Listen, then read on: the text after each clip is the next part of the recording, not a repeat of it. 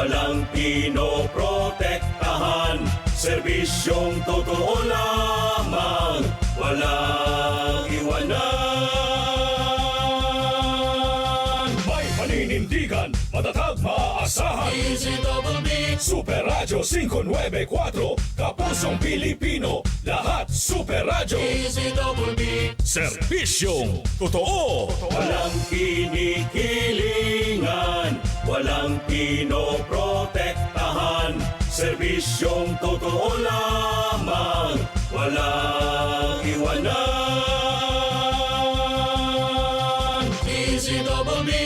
Super Radio. Super Radio number 1. Oras, 1 minuto makalipas ang 3:00 ng madaling araw.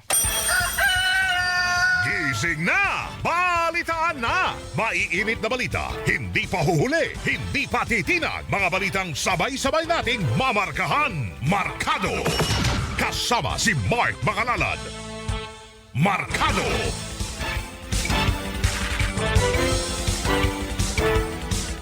Magandang madaling araw mga kapuso. Ngayon po yung araw ng Huwebes, April 9, 2026. Tara na't markahan ang mga balitang dapat nyong malaman. Mga balitang siksik, mabilis at detalyado. Ito po ang programang Markado kung inyong kapuso, Mark Makalalad. Markado! Sa latag ng ating mga balita, unahin natin, update sa lagay ng panahon. Bantay Panahon! Low pressure area na binabantayan sa labas ng bansa, isa ng ganap na bagyo. Ayon sa pag-asa, huling namataan kagabi ang bagyo sa layong 3,000 kilometro sa silangan ng Silangang Mindanao. Taglay nito ang hangin aabot sa 55 kilometro kada oras malapit sa gitna at bugso ng hangin aabot sa 70 kilometro kada oras. Sakaling pumasok sa Philippine Air Responsibility, tatawagin itong Bagyong Kaloy. Bantay Panahon!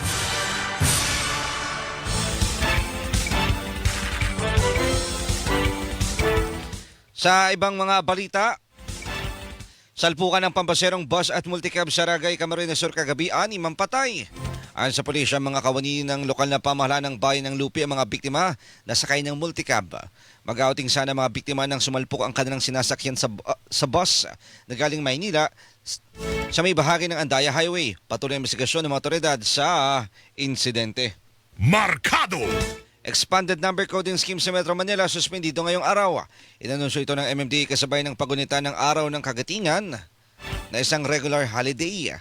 Automatic ang sinususpende ang number coding tuwing official at special non-working days. Kaganito sinuspende rin ng lokal na pamahalaan ng Makati City ang number coding sa lungsod. Markado! Police Mobile ng Quezon City Police District nahulog sa isang creek sa kanto ng Gilmore Street at 5th Street sa New Manila, Quezon City. Sa inisyal na impormasyon mula sa MMDA, sugatan ng isang pasahero na lula ng sasakyan na agad namang nadala sa paggamutan. Dahil sa insidente, nagtamo ng pinsala ang harapang bahagi ng sasakyan, particular ang windshield, side mirror, headlight at hood. Ipinag-utos na ng pamunuan ng QCPD ang investigasyon upang matukoy ang dahilan ng nasabing insidente. Markado! Motorcycle taxi rider patay nang magulungan ng isang wing van sa Ortigas Avenue Extension sa Pasig City. Nangyari ito pasado alas 3 ng hapon kahapon paglagpas ng Rosario Bridge patungong Cainta Rizal. Umailalim muna ang motorcycle taxi rider sa wing van. Dalawang driver ng truck ang nasa kustudiya ngayon ng Pasig City Police kasunod ng aksidente. Markado! Nasa likod ng pagpuslit sa bansa ng nasa 50 million pesos na halaga ng peking gamot na nasabad sa Port of Manila, tukoy na ng Bureau of Customs o BOC. Ayon kay Atty. Chris Bendijo, Deputy Chief of Staff ng BOC, suspendido na ang import accreditation ng nagpasok ng shipment na isang Filipino at legal importer. Idineklarang mga pet cages, cosmetic products at printer ang laman ng shipment pero nakita sa kargamento ang mga peking gamot. Galing China mga peking gamot pero naka-imprenta sa balat at packaging na made in the Philippines. Markado! Koreano na naharap sa stock investment scam sa kanilang bansa na harang sa NAIA Terminal 3. Naharang ang dayuang suspect na si Kim Kwang-sin matapos lumabas ang red notice mula sa Interpol. Batay sa impormasyon na abot sa 57 na individual ang nabiktima ni Kim. At umabot sa 3.5 billion pesos Korean won o katumbas ng mahigit 141 million pesos ang kanyang natangay. Nag-operate mo ng grupo ni Kim mula sa bansang Cambodia. Markado! Mahigit 10 litro naman ng diesel na nadiskubre sa isang bahay sa Quezon City na turn over na sa pangangalaga ng Bureau of Fire Protection o BFP. Bago ito ipinag-utos ng Quezon City LGU ang investigasyon sa nadiskubreng krudo sa isang bahay sa Scout Castro Street, Barangay Sacred Heart na isang residential area. Sinisilip na ng pamahalang lokal ang mga posibleng safety at regulatory violations ng nagmamay-ari ng bahay. Sinabi naman ng BFP na minabuti nilang pangasiwaan ang kustudiya ng krudo para matiyak ang ligtas na disposisyon sa petrolyo. Markado! May-ari ng bahay kung saan nadiskubre ang may 10 litro ng krudo sa Quezon City, iginit na wala siyang kinalaman sa issue. Sa pamamagitan ng kanilang abogado, nilinaw ng may-ari ng bahay na pinarerentahan nila ang kanilang unit at hindi nila alam ang tungkol sa pag-iimbak ng krudo. Sa ngayon, pinag-aralan na rin umano nila ang pagsasampa ng reklamo sa umuupa dahil nagdulot ito ng takot sa mga kapitbahay. Plano rin ng may-ari ng bahay na i-donate sa mga fire volunteer ang litro-litro ng diesel para magamit ng mga truck ng bumbero. Markado! Iba't ibang transport groups iginit sa gobyerno ang subsidy sa petrolyo. Hiling ni Ariel Lim, presidente ng National Public Transport Coalition, dapat ipako at ibalik sa 55 pesos kada litro ang presyo ng diesel habang nagpapatuloy ang tensyon sa gitnang silangan. Mungkahin ng grupo, balikatin ng gobyerno ang sobra sa 55 pesos para naman magkaroon ng kita kahit papano ang mga namamasadang tsuper. Mas pabor din anya sila sa fuel subsidy kaysa ayuda na hindi naman anya lahat nabibigyan at maaaring pinakikinabangan pa ng ilang tiwali. Markado! Grupong Manibela nagbabala naman ng panibagong tigil pasada sa susunod na linggo. Yan ay sa kabila ng pagkontra ng ilang transport group sa nasabing plano lalo't marami na nila ang huminto na sa pamamasada. Ayon kay Mar Balbuena, chairman ng Manibela, inihanda nila ang isang position letter na isusumite sa mga kinaukulan.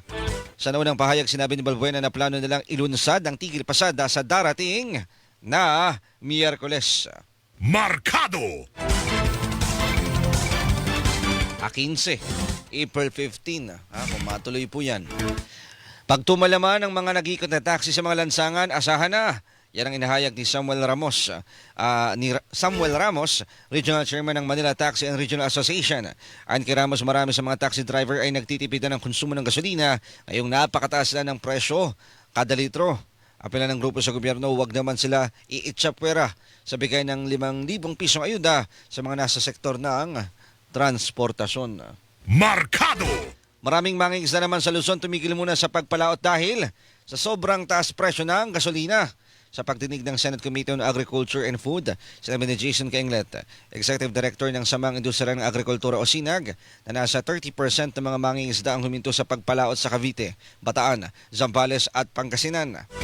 Kita mga mangingisda, hindi na nila kakayaning pumalaot ng malayo kaya nasa halos 5 hanggang 10 kilo na lamang ang kanilang nahuhuling isda. Markado! Pamahalaan, patataasin naman ang supply ng langis sa bansa sa loob ng 2 linggo. Ayon kay Pangulong Bongbong Marcos, isasagawa ito ng pamahalaan habang umiiral ang 2 linggong ceasefire sa pagitan ng Estados Unidos at Iran. Umasa ang Pangulo na magiging daan ng pansamantalang tigil putukan para sa mas magandang pag-uusap. Bago ito matatanang inanunsyo ng Malacanang na pumayag ang Iran na padaanin sa Strait of Hormuz ang mga barkong magdadala ng langis sa Pilipinas. Markado! Pagbaba naman ng presyo ng mga produktong petrolyo, matatagalan pa. Ito ang sinabi ni dating Energy Secretary Rene Almendras sa kabila ng bahagyang pagbaba ng presyo ng langis sa pandaigdigang merkado. Sinabi ni Almendras na kahit mabuksan ng Strait of Hormuz ay kailangan ding ikonsidera ang iba pang naapektuhan ng gera gaya ng mga oil facility at iba pa. Sa ngayon, bumaba na ng $94 hanggang $96 kada bariles ang langis mula $110 kada bariles. Markado! Presyo naman ng produktong petrolyo patuloy pang magtataas. Yan ang sinabi ni Energy Secretary Sharon Garin. Kahit pa matuldukan ngayon ang gera sa gitnang silangan, ang sa kalihim aabutin pa ng ilang buwan bago makarating ang mga angkating langis ng bansa dahil sa mga pasilidad na sinira ng gera. Sa pagtayo ng Garin, posible pang umabot ng 200 piso ang magiging presyo ng kada litro ng diesel sa mga susunod na araw. Markado! Paano na lang tayo niyan? Lahat na ng pagtitipid ginagawa para lamang makasuko tayo. Meron nga akong nakita Sabi niya sa post sa social media, ay yung sinahod niya raw ng pangkinsenas ay naubos lamang ng ilang araw. Dati ang petsa de peligro mo bago magsahod. Ngayon, ilang araw, pagkatapos ang sahod mo, petsa de peligro agad. Saan nagtaasan pa ng presyo ng mga bilihin? O, taas ka rin ng konsumo ng gasolina kung ikaw may sasakyan. O, at iba pang mga bayarin. Diba? Kuryente, tubig, renta sa bahay, iba pa. So, kaya nga yung iba, gusto rin nila, yung mga middle income, dapat kami rin may ayuda. Kasi kami nagbabayad ng tax Diba? O, kaya kung patuloy pang tataas, lalo yan, umabot yan sa 200 kada litro. Ang gasolina natin, diesel, nako. Matinding problema na naman. Lalo na yung mga minimum wage earner nating mga kababayan. Markado! PNP nakapagsampa naman ng 15 kaso ng hoarding at profiteering sa mga nagsasamantala sa oil crisis dulot ng gera sa Middle East. Ayon kay PNP spokesperson, Police Brigadier General Randolph Tuanyo, tuloy-tuloy ang ginagawa nilang monitoring sa lahat ng mga gasoline stations sa buong bansa para makita kung sino-sino ang nagsasamantala sa supply at presyuhan ng mga produktong petrolyo. Palawanag pa ni Tuanyo, ang PNP ay deputized ng Department of Energy para bantayan ang galaw ng 14,519 na gasoline stations sa buong bansa. Markado! Ilang magsasaka sa Benguet, palugin ang binibenta ang kanilang mga ani. Ilan sa mga tinukoy na dahilan ay ang mataas na supply at oversupply at ang napakamahal na presyo ng diesel at gasolina. Napipilitan umano silang ibenta ng palugi o di kaya'y ipamigay na lamang ang kanilang mga ani sa halip na bumiyahe ng mahaba papuntang trading post pero hindi naman siguradong mabibili ang kanilang mga gulay. Nabawasan din umano ang mga taga Metro Manila na humahangon ng gulay dahil pa rin sa taas ng presyo ng petrolyo. Markado! Department of Agriculture gumagawa na ng paraan para hindi masayang ang mga inaaning gulay ng mga taga-Benguet. Ayon kay Agriculture Assistant Secretary Daniel Ataide, isa sa mga dahilan ng paluging bentahan ay ang sobra-sobrang ani ng produkto ng mga magsasaka para hindi umano masayang naganap ng imbakan ng kagawaran para na mapaglalagyan ng mga sobrang produkto ng mga magsasaka. Sa ganito anyang paraan, may pagkakataon pa na maibenta pa rin ang mga produktong gulay sa Metro Manila. Markado! Department of Agriculture na babahala na bumaba ng mula 20 hanggang 50% ang produksyon ng bigas ng bansa. Ito ay kung hindi umano matutugunan ng epekto ng krisis sa enerhiya dulot ng nangyayaring gulo sa gitnang silangan. Sa pagdinig sa Senado, sinabi ni Agriculture Undersecretary Asis Perez na apektado ang pagsasaka ng palay dahil naipit ang supply ng fertilizer at ng napakamahal na presyo ng petrolyo. Partikular niya na maapekto na yung ani ng itatanim pa lang sana sa Mayo at Hunyo. Markado! Ang problema pa, pagsapit ng mga buwan na yan, transition na rin yan, patag-ulan. So kung mayroong mga pananim, pagkatapos wag naman sana may dumating na bagyo, yun ang delikado. Kaya maraming mga factor na dapat tignan din, no? Maliban dun sa nangyayaring gera sa gitnang silangan, tayo, taon-taon, may mga sakahan tayong naapektuhan din. O pagkatapos yung ini-import natin ng mga abono, baka may abonado na talaga yung mga magsasaka natin, kawawa naman. Ay di tataas lalo yung presyuhan ng palay at bigas. So yun yung mga nakikitang senaryo. Worst case kumbaga, pagdating dito sa presyuhan ng mga bilihin natin. Markado! Mga kapuso, yan pang unang bahagi ng ating balitaan. Standby lang po kayo dahil magbibigay daan lamang tayo sa ilang mga paalala. Ang oras natin, 14 na minuto na makalipas ang 3:00 ng madaling araw. Labanan ng fake news, dapat totoo. Markado sa Super Radio DZBB. Markado! DZBB Super Radio #1. Mercury Drug, gising 24 oras sa mga piling lugar. Mercury Drug, tumutulong para sa kalusugan ng bayan. Para sa iba pang impormasyon ng kanilang serbisyo, bisitahin ang website www.mercurydrug.com. Pagbabalitang walang kinikiningan, walang pinoprotektahan, walang kasinungalingan, serbisyong totoo lamang. Super Radio DZBB. Hindi pa huli, hindi pa titinag. Super Radio DZBB. Prime Time. 6:00 hanggang 7:00 ng umaga. Walang humpay na pagbabalita at paghimay sa issue. Melo del Prado sa Super Radio DZBB. alas 7 hanggang alas 8 ng umaga. Ratsana naman sa pagbabalita ang tambalang Joel Reyes-Abel at Melo Del Prado sa Super Balita sa Umaga Nationwide. Alas 8 hanggang alas 9 ng umaga. Malalimang pagtalakay sa mga init na balita. Hatid ni na Rowena Salvacion at Joel Reyes-Abel sa Saksi sa Double B. At alas 9 hanggang alas 10 ng umaga, hindi pa aawat ang tambalang Arnold Clavio at Connie Season sa pagtalakay sa mga isyu ng bayan. Sa one-on-one, walang personalan. Super Radyo DZBB Prime Time. Pagbabalitang walang kinikilingan, walang pinoprotektahan, walang kasinungalingan, serbisyong totoo lamang. Super Radyo DZBB Prime Time. Nangunguna sa Mega Manila ang GMA Radio sa buwan ng Marso ayon sa AGB Nielsen Media Research. Number 1 sa AM station ang Super Radio DZBB 594 na nakakuha ng 56.3% audience share. Number 1 sa FM station ang Barangay LS 97.1 na nakakuha ng 54.9% audience share. Damang-dama namin ang init ng inyong pagmamahal, mga kapuso at kabarangay. Maraming salamat po dahil kami pa rin ang numero 1 sa inyong puso. Super Radio DZBB at Barangay LS 97.1 GMA Radio number 1. Para hindi mahuli sa mga balita, sundan ang mga social media account ng Super Radio DZBB. Mag-subscribe sa aming YouTube channel at i-follow kami sa Facebook, TikTok at X. Hanapin lamang ang Super Radio DZBB para makita ang aming mga official social media account. Tutok na para sa mga balitang tama at totoo, mga kapuso. Mercury Drug, gising 24 oras sa mga piling lugar. Mercury Drug, tumutulong para sa kalusugan ng bayan. Para sa iba pang impormasyon ng kanilang serbisyo, bisitahin ang website www.mercurydrug.com.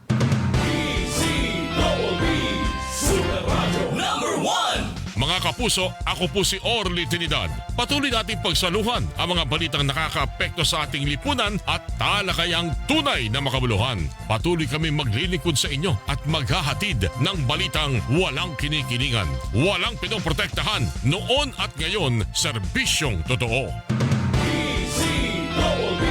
Super Radio number 1. Kayo'y nakikinig sa Markado. Sa oras na 17 minuto, makalipas ang alas 3 ng madaling araw, labas muna tayo ng himpilan. 3 suspect sa pagnanakaw ng diesel, arestado sa Malolos, Bulacan. Ang detalye hatid ni Pamela Adriano. Pam?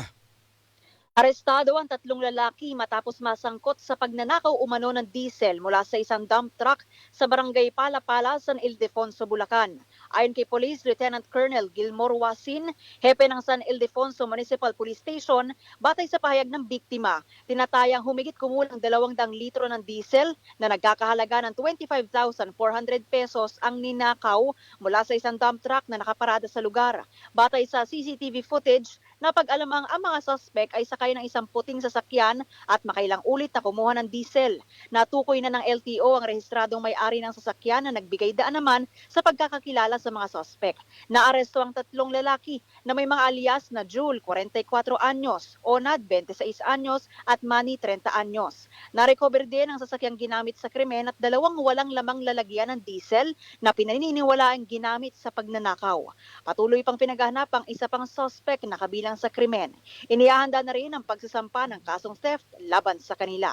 Ako si Pamela Adriano ng GMA Super Radio DZBB, dapat totoo. Markado, dapat totoo. Kayo'y nakikinig sa Markado. Salamat sa ulit na yan, Pamela Adriano. Mga kapuso, huwag pong kalimutang i-follow ang aming social media accounts.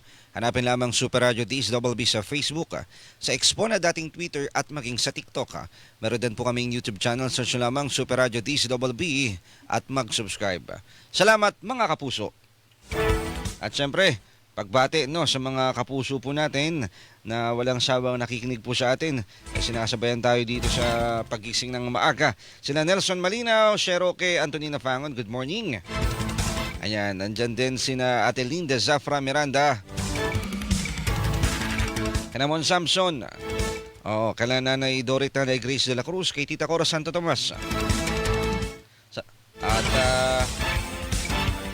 Eto, si Santino San Juan. Kaibigan natin nakikinig ngayon ng aga, nasa kalsada na. Salamat, Santi. Balik po tayo sa balitaan, 20 minuto makalipas ang 3:00. Samahan ng mga tracker, nagbabala na rin sa posibleng problema ng supply ng pagkain sa bansa. Sa pulong balitaan, sinabi ni Ted Herbacio, presidente ng Inland Haulers and Truckers Association, na marami na rin sa kanilang hanay ang iginirahe na ang kanilang mga truck dulot ng walang prenong pagtaas sa presyo ng petrolyo. Git ni Herbacio, kailangan ng mabigat na aksyon mula sa pamahalaan upang hindi tamaan ng supply ng pagkain sa bansa, lalo't walaan niyang epekto ang diskwento sa toll na ibinigay sa kanila. Markado! TTI nanawagan sa publiko na iwasan ang tinatawag na panic buying. Ginawang panawagan ni TTI Secretary Maria Cristina Roque matapos makatanggap ng paniniyak mula sa mga manufacturer na hindi magkakaroon ng pagtaas ng presyo sa mga pangunahing bilihin. Samantala, sinabi naman ni Agriculture Secretary Francisco Chu Laurel na walang dapat ikabahala ang publiko sa supply ng bigas dahil maganda ang ani. Bukod dito, maganda rin anyang supply ng isda gaya ng galunggong. Markado! Department of Health tiniyak naman na walang magiging kakulangan sa supply ng gamot sa bansa. Ginawa ng DOH ang paniniyak sa gitna ng pangamba ng publiko kasunod ng epekto ng nagaganap na gera sa gitnang silangan.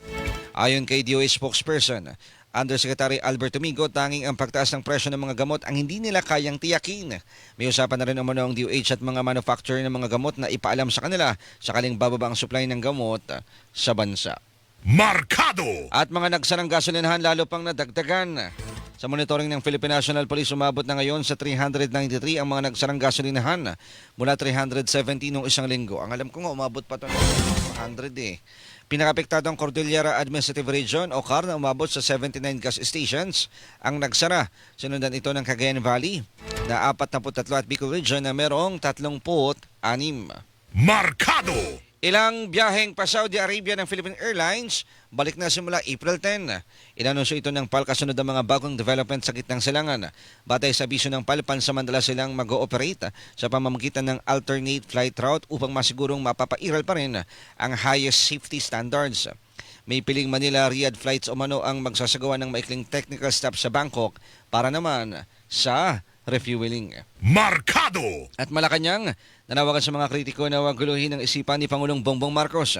Apela ni Palace Press Officer Undersecretary Claire Castro, hayaang magtrabaho ang Pangulo sa pamamagitan ng pagkakalat